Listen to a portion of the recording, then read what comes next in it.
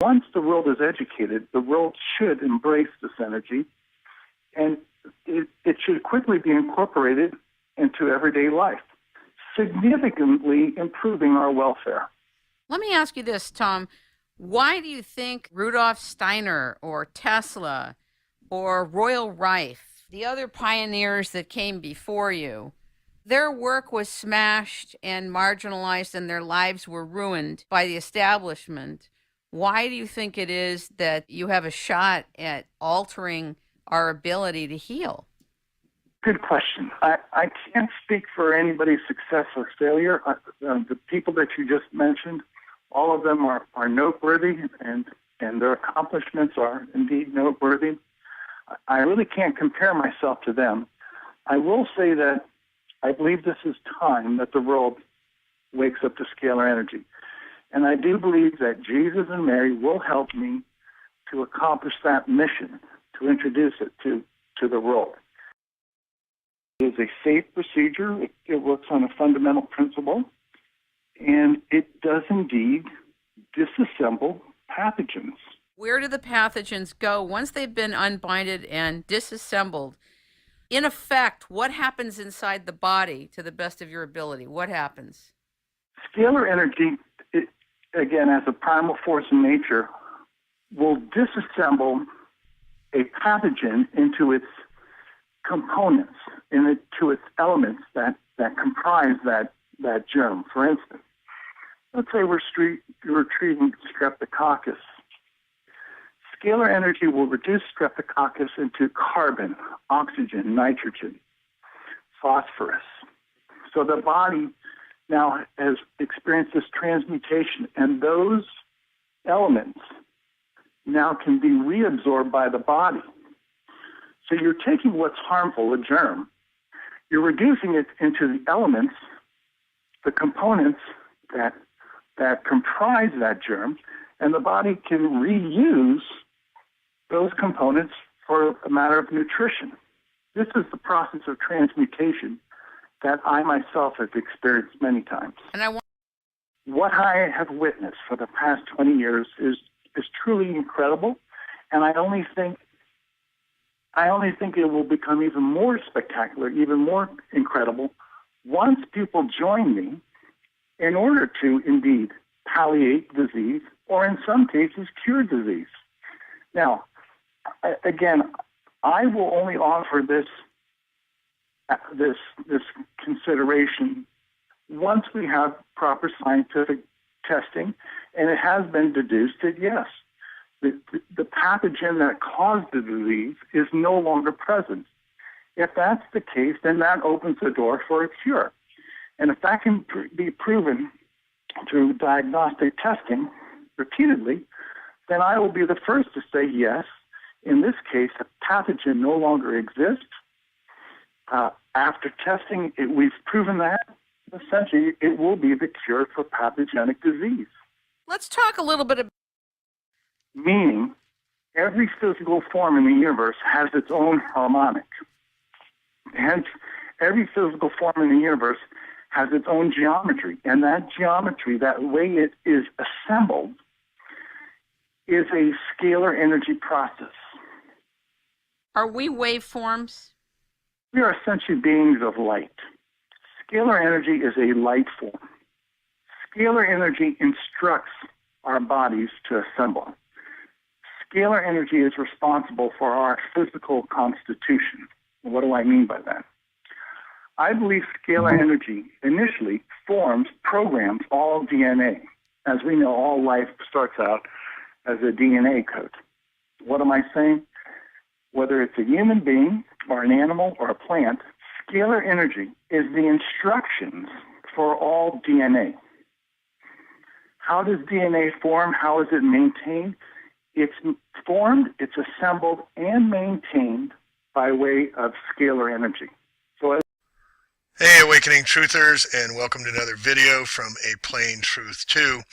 Well, I've been on the road to recovery and healing using this ancient therapy of magnets. And before I get started, it doesn't mean you're placing magnets on your body. You need a very skilled person who understands how the protocol works. If you do it wrong, you can increase your ailments and issues and maladies. So it's very important that you get someone that knows what they're doing to treat you. Don't try and treat yourself with this stuff. You're dealing with spiritual energy and healing energy, and it can hurt you as much as help you. So that's the caveat. But this whole magnetic therapy, biomagnetism, has been around for a very, very long time.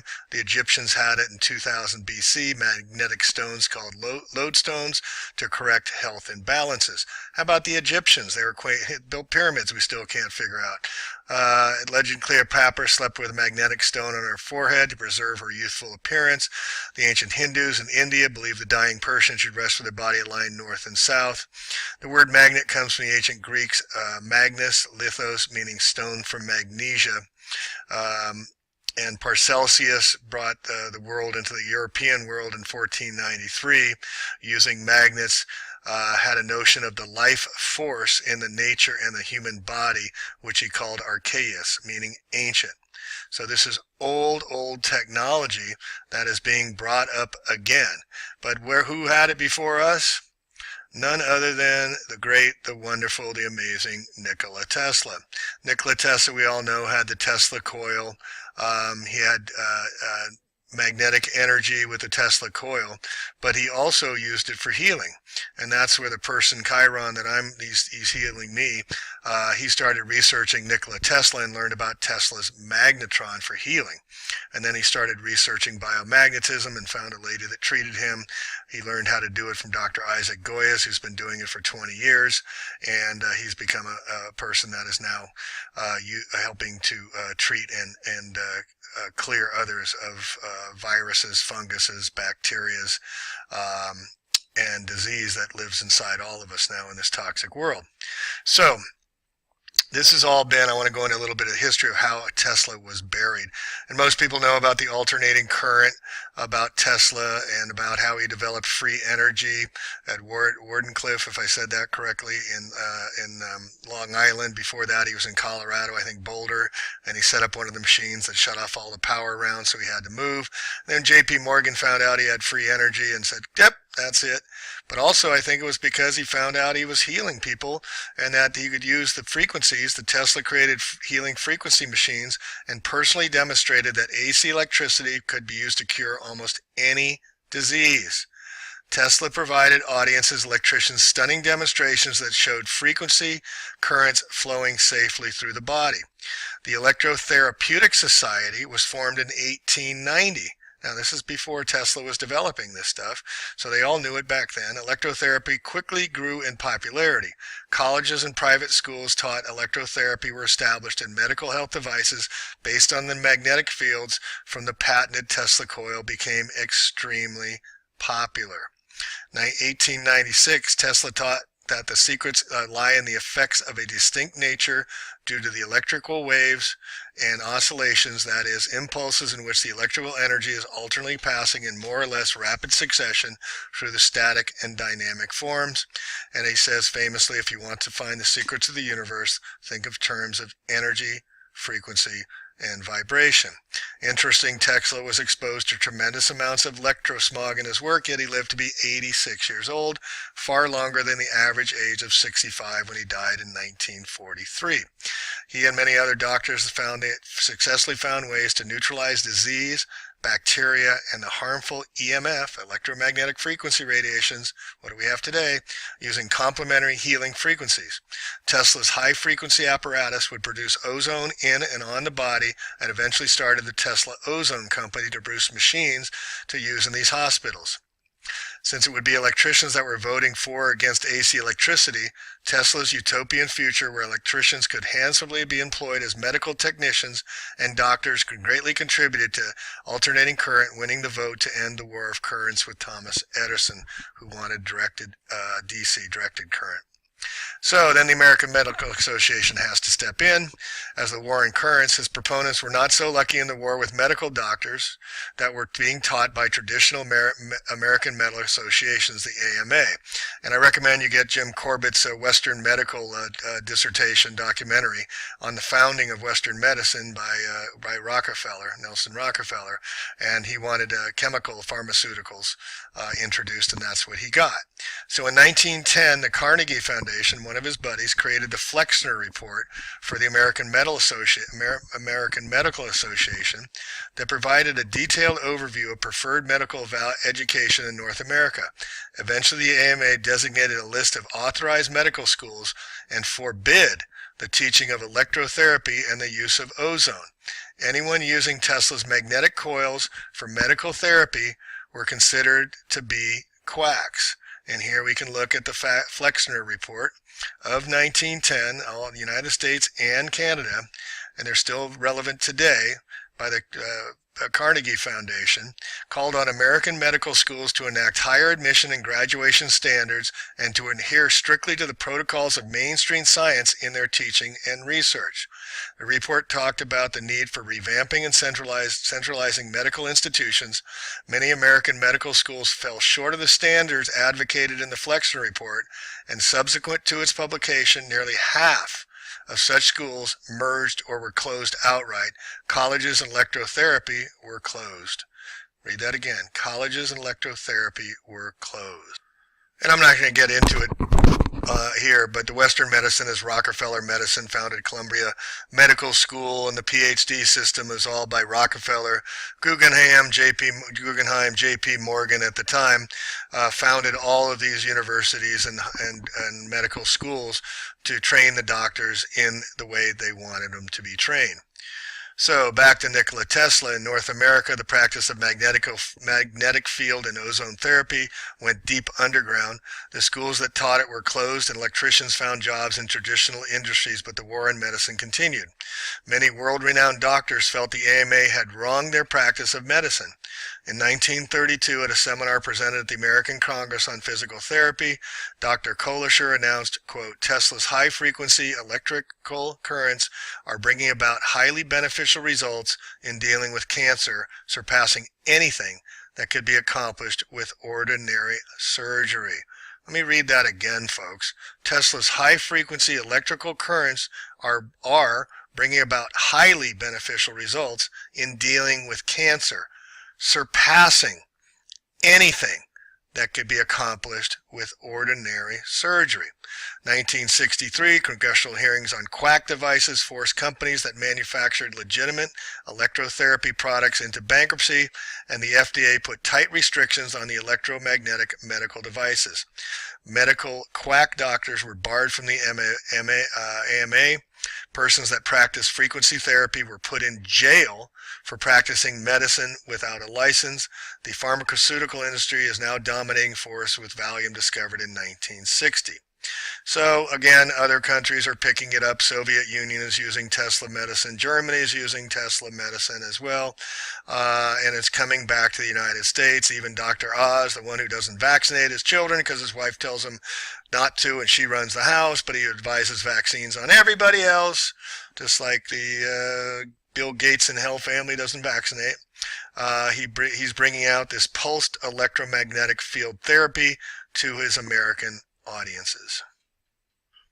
And here's more on it. teslasmedicine.com, the healing fields of Nikola Tesla. And we don't know this information, folks. We were never taught that Tesla had these healing frequency devices through his Tesla coil, using electrotherapy and magnetic healing, biomagnetic healing. This desire that guides me in all I do is the desire to harness the forces of nature to the services of mankind.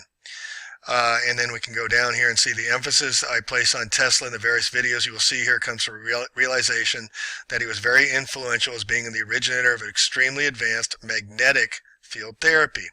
He envisioned building schools and hospitals with Tesla coils embedded into the walls when doctors were still shocking their patients with early versions of TENS machines. I want to introduce the audience to a historical perspective of Tesla's medical technology, follow its demise here in the West, migration to Europe, and finally its return as a legally licensed medical device in Canada and the United States. So this gentleman's made a video called The Healing Fields of Energy Medicine. And just understand too, cannabis, remember cannabis has been banned since 1934 when they showed a black woman allegedly, a white man allegedly raping a white woman because she was high on dope, and that started the ban. So Hearst could get his newspapers made not out of hemp oil but out of forestry and many other, to get it hemp, the healing cancer, Simpson oil and whatnot, that heals cancer, from being in the marketplace. We could not have that. So that's another thing that was banned, and now it's being brought to light. So here, the electricians rushed out to build or purchase these machines without any medical training to start using them on patients. It doesn't take doctors to learn this stuff, folks. The Electrotherapeutic Association was formed in Buffalo with chapters in Hamilton and Toronto because electrical power became available to the public.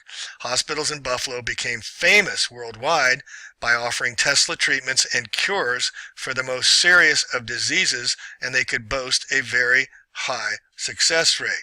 Buffalo became famous by offering Tesla's treatments and cures for the most serious of diseases, and they could boast a very high success rate. So again, Tesla was an empath.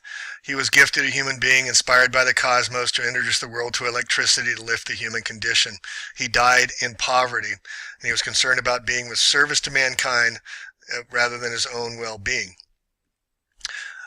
Nikola Tesla was given a comfortable free room and board in room 3327 in the 33rd floor. Imagine that. He wanted no material things to own other than the materials to create advice, to end World War II, and heal the suffering of humanity. He used natural medicine to improve his health. And closing up here, when Tesla invented and demonstrated his wonderful healing machines, out came the charlatans to capitalize it without doing the research to fully understand the complexities of how they worked. Many electrotherapeutic devices now coming to market under the umbrella of Tesla medicines are highly suspect and have no published research to back up any claims.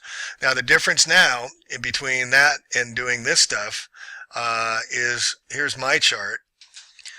So again, the difference here, this is what I just got a reading on myself after my 6th treatment here, and E. coli was found. And as I described before, that this was done by step, the low-hanging fruit first, the branches, then the stumps, and then to the root of the problem. So you can see here, this cryptophyllum has returned. This is aerosol spraying, as I reported before, and that returned again, so I got sprayed again. But I did have a contact with the bacteria related to E. coli, and now that has been cleared. Tesla used a radionics device. This is just used as magnets placed around the body. It doesn't require a big box device that they attack Tesla for using the devices as. It's not required in this type of treatment protocol. So I got very interesting how synchronicity works.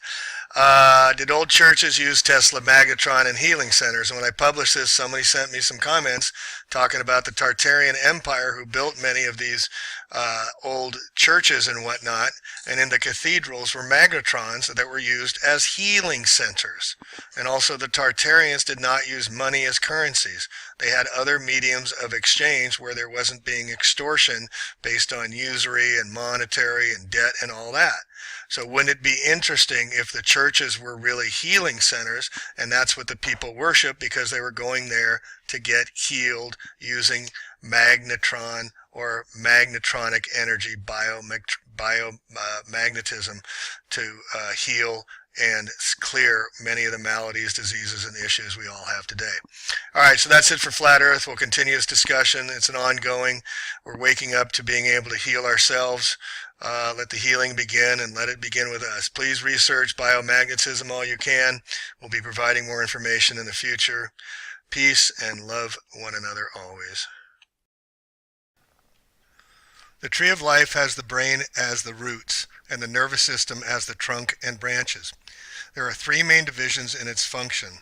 They are the cerebrospinal, the sympathetic, and the parasympathetic systems. These must cooperate and flow into and out of each other, as does all energy that has polarity.